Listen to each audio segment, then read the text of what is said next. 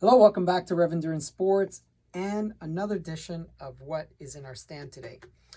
Hashtag you can follow across all my social media platforms: Twitter, Facebook, Instagram, YouTube, Facebook. I think I said that already. But yesterday, I have no idea how this happened, but yesterday, if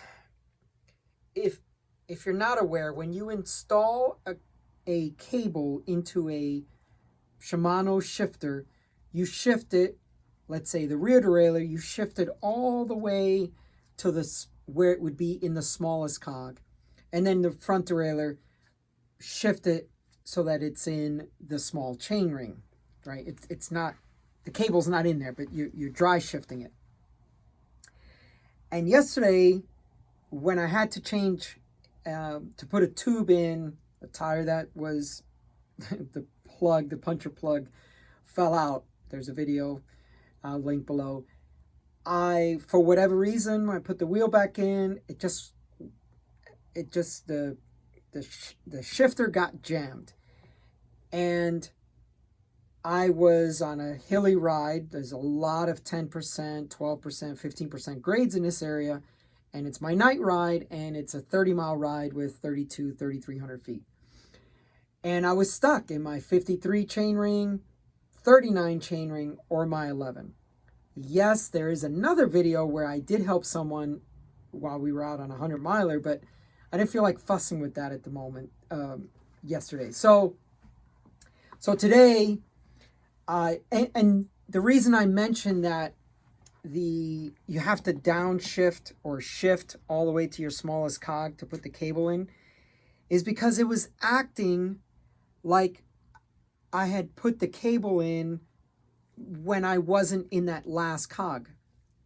But that's not possible because I'd been riding this bike for the last few months. So obviously the cable was installed correctly. I honestly don't know how it happened. There's some footage of me frustrated on the ride in the field, and maybe I'll have to bleep some stuff out or, throw some music on because you don't want to hear any profanity.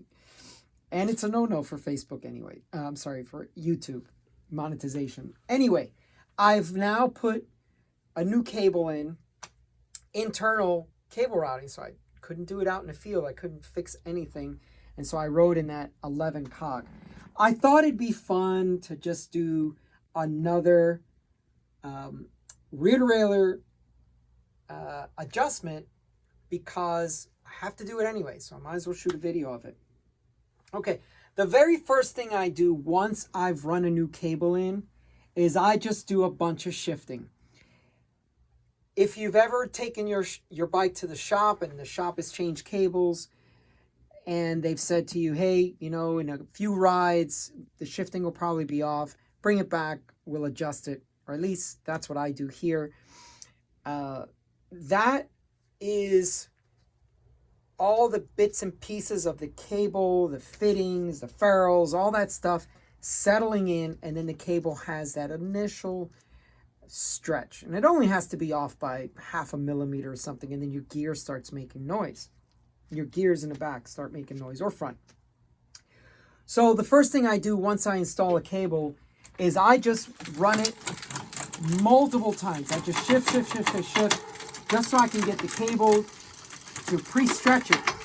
Now, in the old days when you had a external cable, mechanics would pull on it and tug on it and do all kinds of stuff, but this is internal.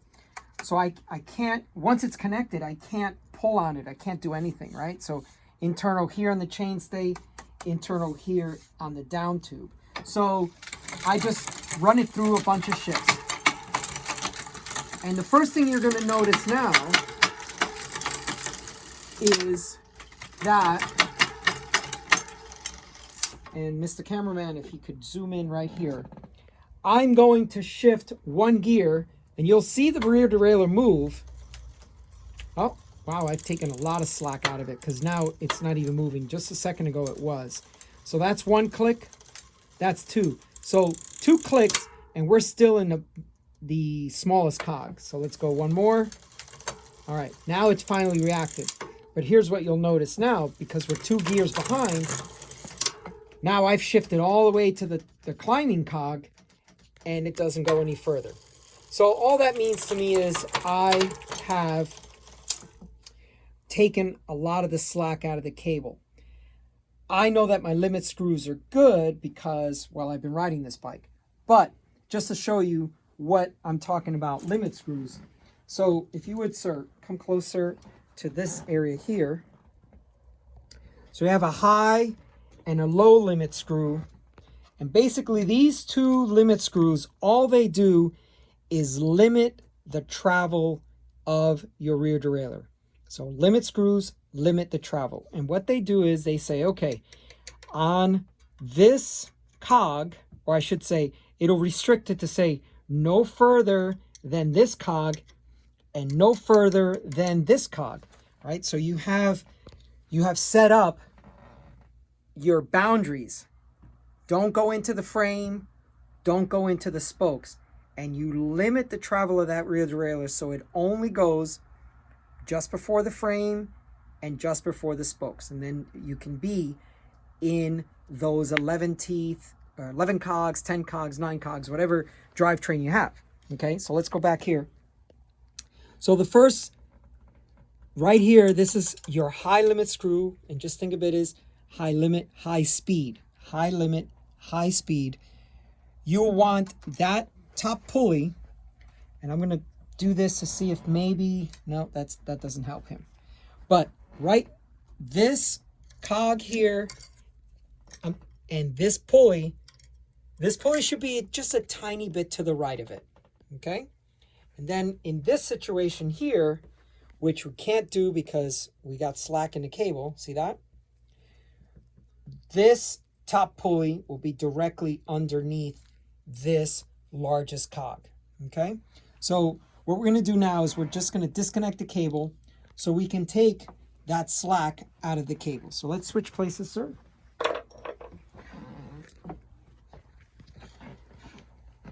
And this is just the boring part. It doesn't really take much. Now, the way they've done these new derailleurs, everything's in the way, it seems. So we're just going to loosen that up a little bit. And by the way, this barrel adjuster is where we're going to make our fine adjustments. But I didn't want to use that yet because I just don't think I was going to get 2 or 3 cogs of movement out of it. So I have loosened up the anchor nut, and we're just going to tighten it back up. And you can see how complicated this is, right? Because there's not much real estate and you have to get in here.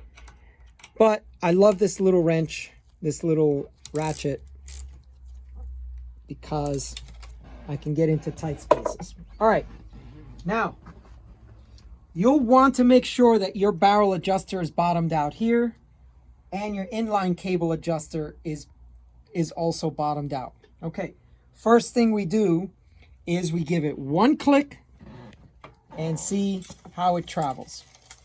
Okay, it did move, so 1 click, it's trying to catch it, right?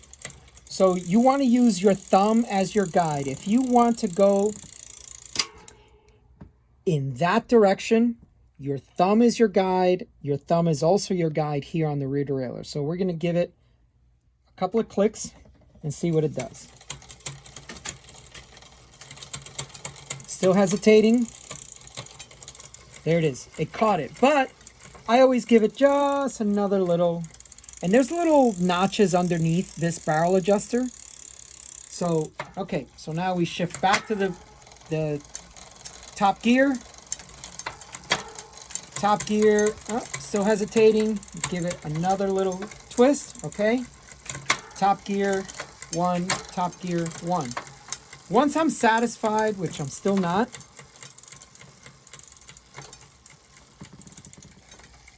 see how it got quieter? Once I'm satisfied that that gear is good, I then still have to check to go to my top gear to make sure it still drops. Okay, it did. So now we're going to go up. 1 click, one gear, one click, one gear, one click, one gear, one click, one gear. Boom. Now, the way derailleurs work is you give it tension for it to go up the cassette. But you can't give it too much tension because then the cable, if you have too much tension, the rear derailleur doesn't drop. So it doesn't go in this direction. So the way derailleurs work is it takes cable tension to go up to your climbing cogs, and then the cable relaxes on the way down for each cog. So whenever there is some hesitation, it's generally that there's some friction in the line, or like a rubber band. At some point, that rubber band is no longer elastic and it doesn't come back. It just kind of stays kind of, loose, and it's no longer under tension. So for example, it's always easy to adjust a derailleur to go up the cogs because that takes tension. But where you really make your money is knowing how much tension is appropriate so that it still drops in the other direction. There's nothing mechanically pulling your rear derailleur back this way. Okay, so now we're going to shift. That's good. One click, one gear, right?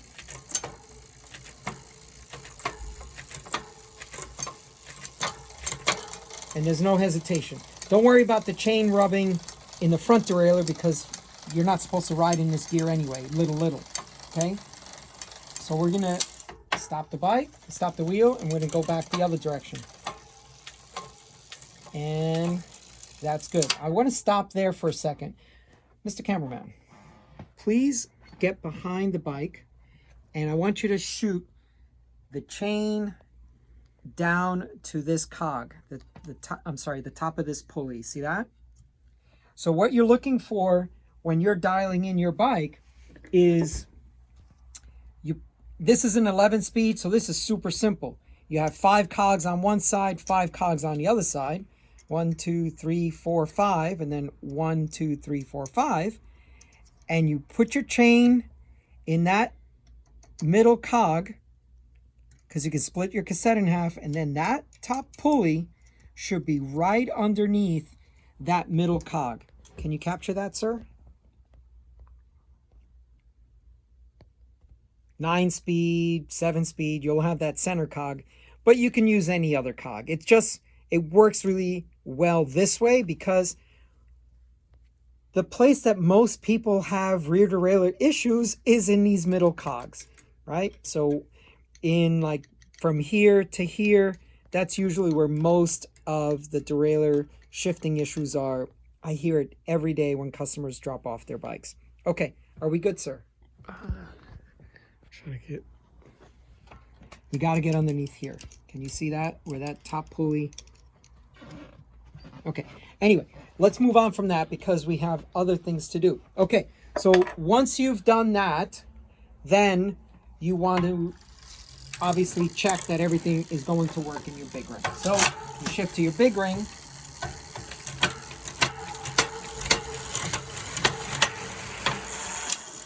So that seems to be working just fine. And something I do that, is not really necessary as a trial is I check to see if, just because I want to make sure that my front derailleur will shift, in this extreme angle, which I would never ride in big combination, I check it just here in the stand just to make sure it shifts. And if it does, in this extreme angle of a chain, then I know my front derailleur is adjusted really, really well. There you go. Okay, that's how you adjust a rear derailleur. I'm sure I missed a few things. I'll redo this video in a few months just to maybe I'll get some questions or some comments down below. But that's how you adjust a rear derailleur. Use your thumb as your guide. Which way do you want the chain to go? Turn that barrel adjuster in that direction. Pre-stretch your cable as much as possible. That way you don't install a new cable and then, you're 20 miles into your ride and your shifting's all jacked up. So Stretch it by, like I said, just do a ton of shifts. Don't worry about where the chain is landing. Just do a ton of shifts and then start adjusting your derailleur front or rear, whatever it is.